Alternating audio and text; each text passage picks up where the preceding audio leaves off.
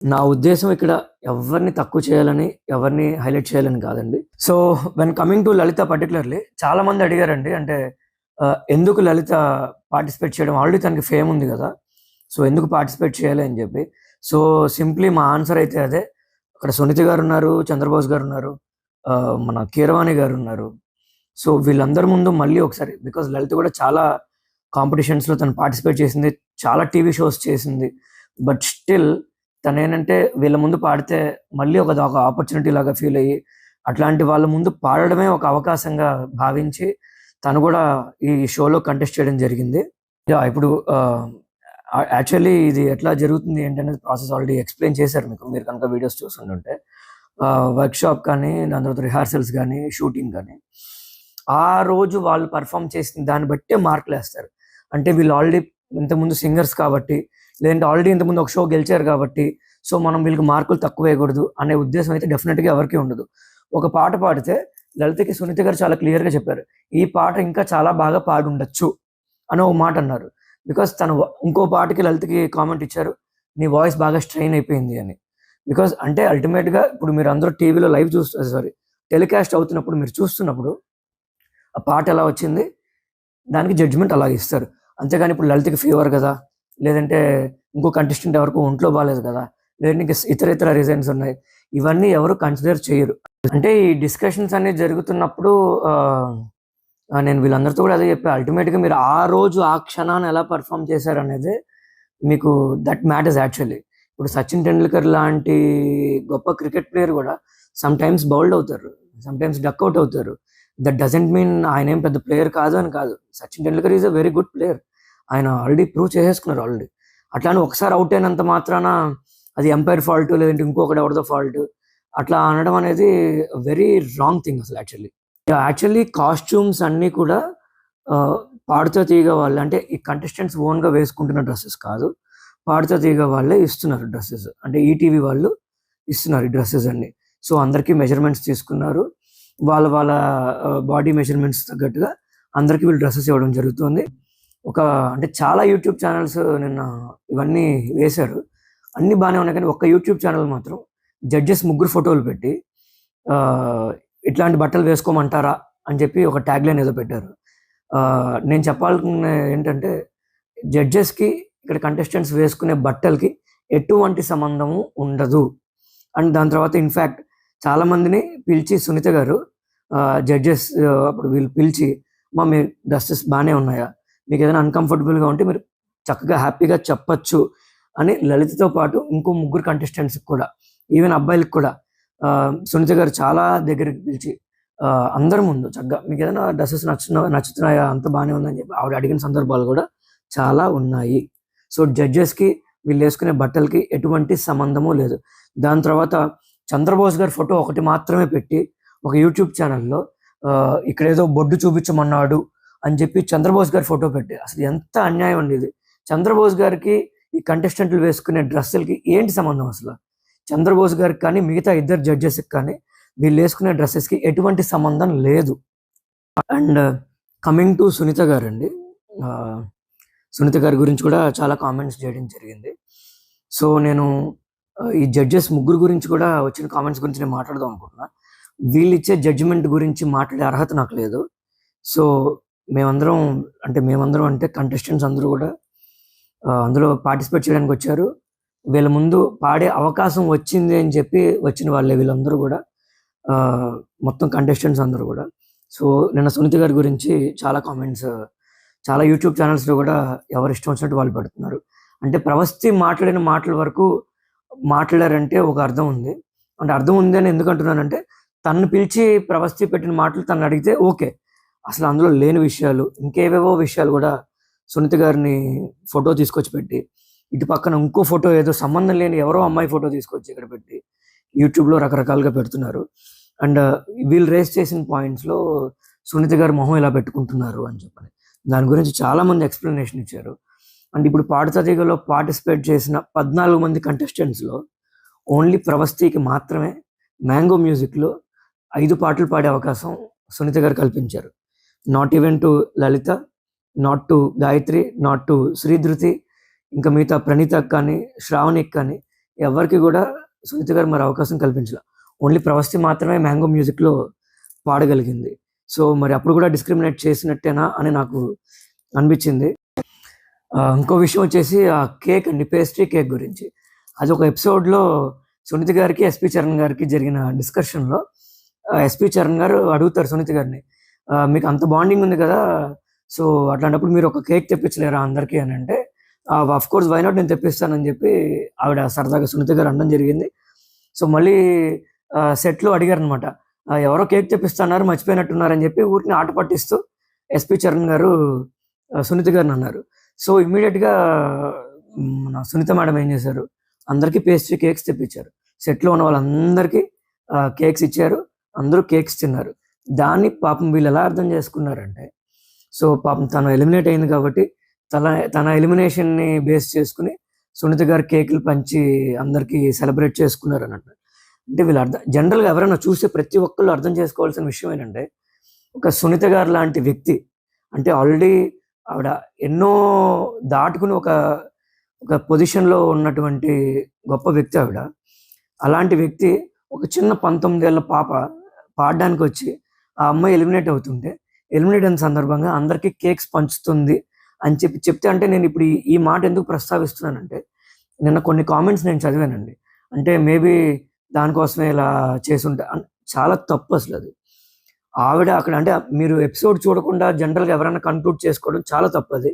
తను ఎలిమినేట్ అయిన తర్వాత కేకులు పంచిపెట్టి ఇవన్నీ ఏం జరగలేదండి. దయచేసి జనాలందరూ, అంటే నేను కూడా పాడుతా తీగ ఇవన్నీ జనరల్‌గా, పాడుతా తీగ అంటే ఒక రెస్పెక్ట్ ఉంది అందరికి. దాని తర్వాత సునీత గారు క్లాసికల్ రౌండ్‌లో ప్రవస్తికి పాడిన పాటకి ఆఫ్టర్ షూట్ కూడా ప్రవస్తిని దగ్గర తీసుకొని, Pravasti, we know what you are, నీ సింగింగ్ ఏంటో కూడా మాకు తెలుసు. బట్ బేస్డ్ ఆన్ సిట్యుయేషన్ ఆ పర్టిక్యులర్ సాంగ్‌కి క్లిక్ మీద ఆ మృదంగం అనేది కొంచెం వీటి వల్ల నువ్వేమన్నా ఇదయ్యావేమో, నువ్వు దాని గురించి కంగారు పడాల్సిన అవసరం ఏం లేదు. అక్కడ జరిగిన టెక్నికల్ మిస్టేక్స్ వల్ల నీకు మార్క్స్ ఎట్టి పరిస్థితుల్లో కూడా దాన్ని బేస్ చేసుకొని అయితే మేము తగ్గించము. నీ టాలెంట్ మాకు తెలుసు. నువ్వు ఇంకా బాగా ప్రాక్టీస్ చెయ్యి అని చెప్పి చాలా మంచిగా తన దగ్గర తీసుకొని సునీత గారు చెప్పడం మేమందరం కూడా చూసాం. కంటెస్టెంట్స్ అందరూ చూసారు. పేరెంట్స్ అందరూ కూడా చూసాము. దాని తర్వాత ఇంకొక మాట మాట్లాడుతున్నారు. మా అమ్మగారిని "నువ్వు వెళ్ళు ఇక్కడి నుంచి ముందు" అని చెప్పి అన్నారని చెప్పి. దీని గురించి మన వాళ్ళందరూ వీడియో చేద్దాం అనుకున్నారమ్మా. వాళ్ళందరి తరపున నేను చేసి చెప్తున్నాను. ఆ రోజు ఏం జరిగిందంటే, నీ పేరు అనౌన్స్ చెయ్యకముందే ఇక్కడి నుంచి షీ స్టార్టెడ్ షౌటింగ్ మీ మదర్‌తో కలవడం నేను ఫస్ట్ టైమ్. నిన్ను కలవడం కూడా నేను ఫస్ట్ టైమే. జరిగిన విషయం యాజ్ ఇట్ ఈజ్ ప్రజలందరికీ తెలియాలి కాబట్టి చెప్తున్నా. ఇక్కడ ఆడియన్స్‌లో కూర్చొని నా కింద కరెక్ట్‌గా నేను సెకండ్ స్టెప్ మీద కూర్చున్నా, ఫస్ట్ స్టెప్ మీద మీ అమ్మగారు కూర్చున్నారు. ఆవిడ ఇక్కడి నుంచి స్టార్ట్ చేయడం మొదలుపెట్టారు. కెమెరా రోలింగ్‌లో ఉంది. అంటే రికార్డ్ జరుగుతుంటే మీ అమ్మగారు డైరెక్ట్‌గా స్టేజ్ మీదకొచ్చేసి అక్కడికొచ్చి గోల చేశారు. అసలు ఈ పాడుతా తీయగానే ఇట్లాంటి షో, అట్లాంటి షో, ఉత్త మోసం, అది ఇది అని చెప్పి ఆవిడ ఇష్టం వచ్చినట్టు కామెంట్ చేశారు. అయిపోయింది. మళ్ళీ ఇక్కడ దాకా వచ్చి కూర్చున్నారు. మళ్ళీ లేచి సడన్‌గా స్టేజ్ దాకా వచ్చి దిక్కుమాలిన దాన్నేమంటారు, షీల్డ్ మనకు అక్కర్లేదు, సర్టిఫికేట్ అక్కర్లేదు, వాళ్ళు నీకు సర్టిఫికేట్ ఇచ్చేదేంటి. ఓకే, ఆవిడ ఆవేశంలో, బాధలో ఆవిడ మాట నాకు కరెక్టే. ఇటు నుంచి వచ్చి సునీత గారి దగ్గరికి వచ్చి సునీత గారి మొహం మీద చేయి పెట్టి, మొత్తం నువ్వే చేసావు అని అన్నారు. అంటే నాకు కరెక్ట్‌గా వినబడలేదు. ఎందుకంటే కొంచెం గ్యాప్ ఉంది మాకు ఆవిడకి. సెట్‌లో మాకు సరిగ్గా వినబడలా. ఆవిడ మొహం మీద చూపించి మొత్తం మోసం చేశారు. సునీత గారు మీరే రాంగ్ జడ్జిమెంట్ ఇచ్చారు అని చెప్పి సునీత గారిని అందరి ముందు స్టేజ్ మీద ఆవిడని అట్లా పట్టుకుని అన్నారు. సునీత గారు ఏమీ రెస్పాండ్ అవ్వలా. ఇందాక జ్ఞాపిక వాళ్ళు చెప్పినట్టుగా మొత్తం ఇవన్నీ రికార్డ్ అయ్యి ఉన్నాయి. వాళ్ళు కావాలంటే ప్రెజెంట్ కూడా చేయగలరు. సునీత గారు ఏమీ అనలేదమ్మా మీ మదర్‌ని. నేను పక్కనే ఉన్నాను. ఎందుకంటే అక్కడ మీ మదర్‌ని కంట్రోల్ చేసే ప్రయత్నంలో మేమందరం కూడా ఉన్నాము. కొంచెం కూల్ అవ్వండి అని చెప్పి. సునీత గారు ఏమన్నారంటే ఇలా నమస్కారం పెట్టి, "సరే అండి, మీరు దయచేయండి" అని అన్నారు. ఎందుకంటే ఆవిడ అప్పటికే చాలా మాట్లాడేశారు మీ అమ్మగారు. ఆవిడ ఆవేశంలోనో లేదంటే బాధలోనో ఆవిడకి 100 మైండ్‌లు ఉండుండొచ్చు. బట్ సునీత గారు, అంటే ఈ పాయింట్ ఎందుకు నేను ప్రస్తావిస్తున్నానంటే, సునీత గారు మీ అమ్మగారిని ఏదో తిట్టారు అని అన్నారు కదా! మీ అమ్మగారిని సునీత గారు ఒక్క మాట కూడా మాట్లాడలేదు. మీ అమ్మగారు వెళ్ళిపోతుంటే కూడా సునీత గారు అక్కడ తిరిగి "ఒక్క నిమిషం ఉండమని చెప్పండి ఆవిడని, నేను మాట్లాడుతాను ఆవిడతోటి" అని చెప్పి అన్నారు. మీరు అప్పటికే మీ అమ్మగారు అక్కడి నుంచి సెట్‌లోంచి బయటికి వెళ్ళిపోతున్నారు. సునీత గారు మీ అమ్మగారిని ఒక్క మాట కూడా అనలేదు. "సరే అండి, మీరు దయచేయండి" అని అన్నారు. అంతకుమించి ఏమి మాట్లాడలేదు. అప్పటికే ఆవిడ చాలా మాట్లాడారని సునీత గారు అలా రియాక్ట్ అయ్యారు. మీ అమ్మగారిని నువ్వు అని సంబోధించడం కానీ లేదా ఇతర పదాలు లేదంటే వాడడం కానీ ఏమీ జరగలేదు. వెడ్డింగ్ షోస్ గురించి అండి. కీరవాణి గారి ఉద్దేశం ఒకటి, ఇక్కడ బయట ప్రచారం చేస్తున్నటువంటి విషయం ఇంకొకటండి. యాజ్ సునీత గారు సెడ్, సునీత గారు చెప్పిన విధంగా వెడ్డింగ్ షోస్లో సునీత గారు పాడాను అని చెప్పి ఆవిడ చెప్పారు. దాని తర్వాత పర్టికులర్గా మా వైఫ్ శ్రీలలిత కూడా చాలా వెడ్డింగ్ షోస్లో పాడింది. ఇంకా అక్కడ కంటెస్టెంట్స్గా ఉన్న చాలామంది కూడా చాలా వెడ్డింగ్ షోస్లో పాడారు.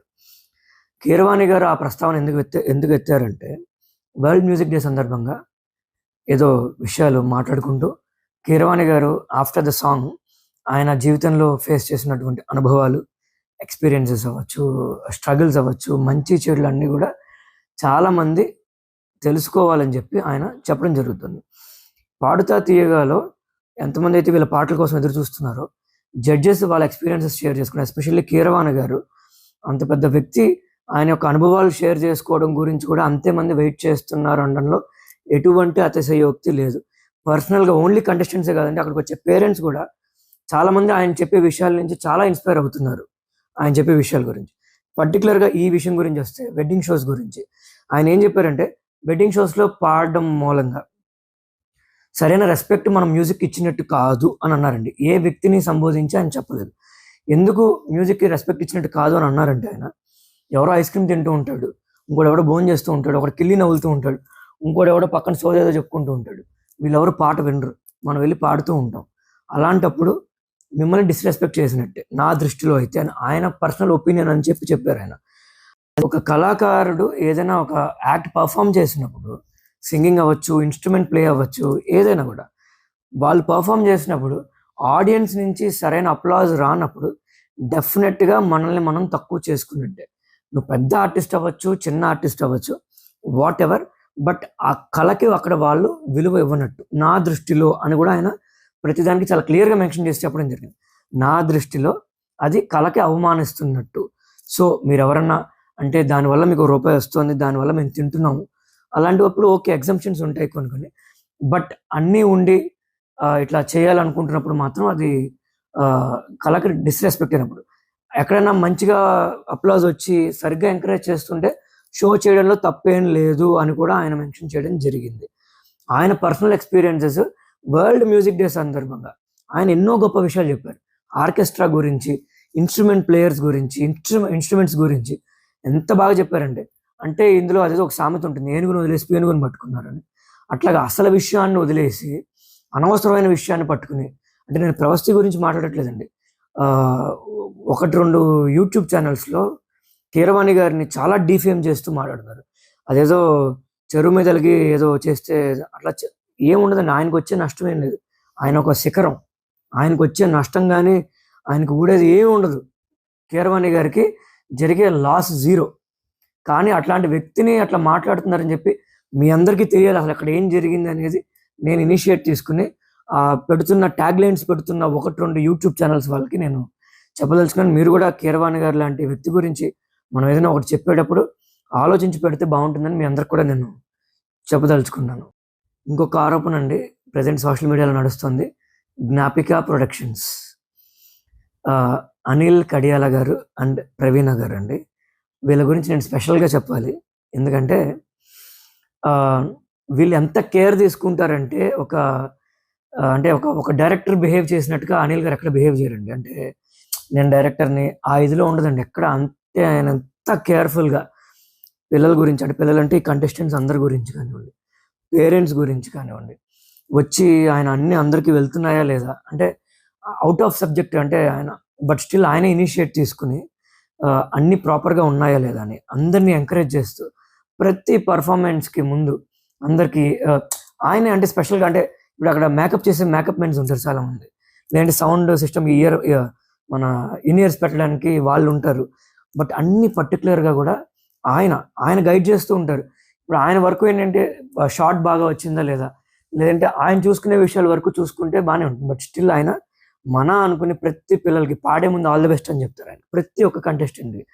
దాని తర్వాత నీ ఇయర్స్ సరిగ్గా ఉన్నాయా లేదా చూసుకో, వీళ్ళు ఓకే అన్న తర్వాత కూడా లేదమ్మా మళ్ళీ చూసుకోండి, సడన్గా మధ్యలో ఏదైనా ఇబ్బంది అయితే మీరు పాట అంతా ఇదవుతుంది కదా, మళ్ళీ చూసుకోండి అని చెప్పి ఎంతో ఎంకరేజివ్గా, అంటే అంచెలంచెలుగా కడియాల అనిల్ గారు కూడా ఎంత ఎదిగి ఒక ఉన్నతమైన స్థాయిలో ఉన్నారు. అంటే నాకు తెలిసి పాడుతా తీయగా లాంటి షో ఆర్గనైజ్ చేయాలి అని అంటే అది ఓన్లీ జ్ఞాపిక ప్రొడక్షన్స్ లాంటి వాళ్ళకి మాత్రమే.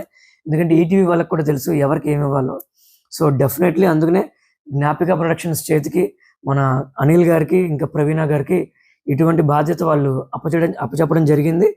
100కి 100% న్యాయం చేశారు, చేస్తున్నారు.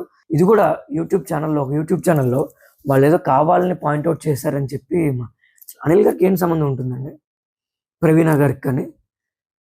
వాళ్ళ ఫ్యామిలీస్ని కూడా తీసుకొచ్చి మాట్లాడుతున్నారు కామన్ సెన్స్ లేకుండా. ఆయన ఎంత ఉన్నతంగా ఆలోచించారు ప్రవస్తి గురించి. ఇక్కడ చాలా మంది రియాక్ట్ అవుతారంటే ఆయన ఎవరిని రియాక్ట్ అవ్వద్దని చెప్పారండి. ఎవ్వరు నెగిటివ్గా మాట్లాడద్దు అని అన్నారు.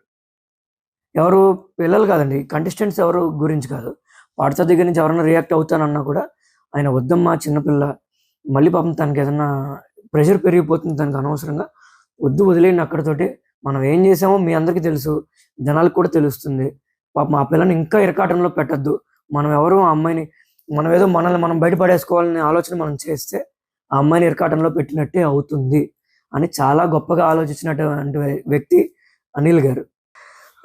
సో కమింగ్ టు ప్రవస్తి విషయానికి వస్తే అండి, డెఫినెట్లీ ఈవెన్ ప్రవస్తికి తెలుసు, వాళ్ళ మదర్కి కూడా తెలుసు ప్రవస్తి పాటలు అంటే మాకు ఎంత ఇష్టమో. Definitely she's a very good singer, she has a very good voice. ప్రవస్తికి ఒక మంచి వాయిస్ ఇచ్చాడు భగవంతుడు. Definitely she's very talented. Pravasthi ఈ విషయాలన్నీ ఇంకా వదిలేసి మంచిగా నువ్వు మళ్ళీ నీ కెరీర్ మీద కాన్సన్ట్రేట్ చేసి, నువ్వు నాతో చెప్పావు నెక్స్ట్ ఒక కాంపిటీషన్లో పాడాలనుకుంటున్నాను అన్నా అని, మీ మదర్ నేను కూడా డిస్కస్ చేసుకున్నాము. సో డెఫినెట్లీ నువ్వు ముందడుగు వేయాలి, ఆ కాంపిటీషన్లో నువ్వు డెఫినెట్గా పార్టిసిపేట్ చేయాలి, డెఫినెట్గా నువ్వు మళ్ళీ అందులో ఫస్ట్ రావాలి. ఆ రోజు పర్ఫార్మెన్స్ బేస్ చేసుకుని మాత్రమే ఇవన్నీ ఉంటాయి, నీకు తెలుసు. బికాజ్ ఈ సింగింగ్ కాంపిటీషన్లో నాకంటే చాలా ఎక్స్పీరియన్స్ నువ్వు, నేను ఇది ఫస్ట్ షో నేను ఇవన్నీ చూడడం కూడా. సో ఈ రియాలిటీస్ అన్నీ నీకు తెలుసు ఎట్లా ఉంటాయి ఏంటి అనేది. సో నేను డెఫినెట్లీ నువ్వు మంచి పొజిషన్లో ఉండాలని కోరుకుంటూ, నువ్వు ఆ కాంపిటీషన్లో రాబోయే కాంపిటీషన్లో నువ్వు ఏదైతే అనుకున్నావో అందులో కంపల్సరీ పార్టిసిపేట్ చేయాలి, డెఫినెట్గా అందులో నువ్వు విన్నర్గా ఉండాలి, ఉంటావు అని చెప్పి నేను మనస్ఫూర్తిగా కోరుకుంటూ, నీ మీద ఎవ్వరికి ఎటువంటి ఇది లేదమ్మా, డెఫినెట్గా నీకు తెలుసు, డెఫినెట్లీ నీ పాటకి మేము ఎంత ఇష్టపడతామో నీ పాటని. సో నీ మీద ఎవరికి ఏం లేదు, ఇప్పుడు నువ్వు ఆ వీడియో చేసి మొత్తం వైరల్ అయినా కూడా, బట్ స్టిల్ వీఆర్ దేర్.